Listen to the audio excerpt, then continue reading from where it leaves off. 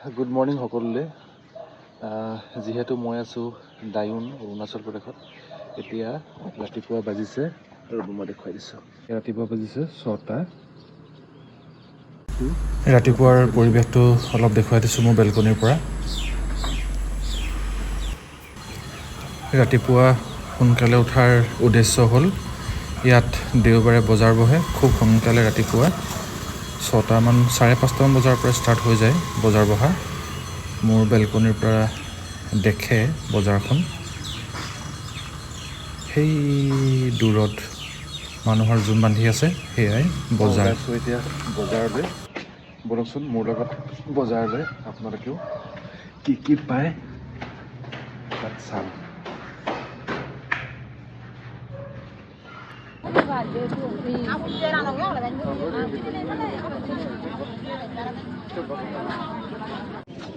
গাজৰ कैसे दिया है? পোৱা 50। দিয়কচোন আধা কেজি।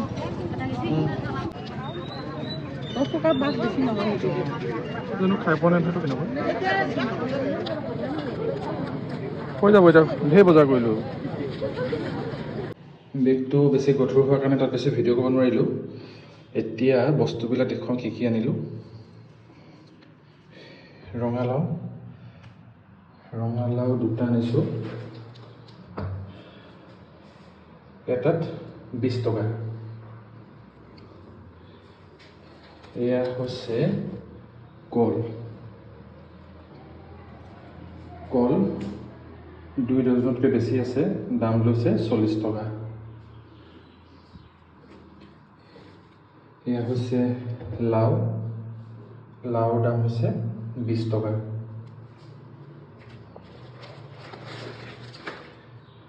এয়া হৈছে কলডিল 2টা আনিলোঁ, 2টাত 20 টকা।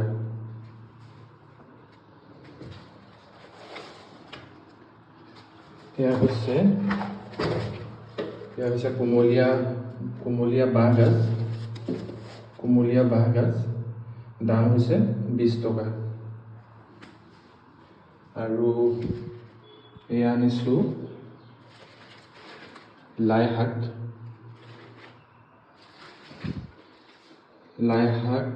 এমুঠিত 10 টকা, 3 মুঠি আনিছোঁ।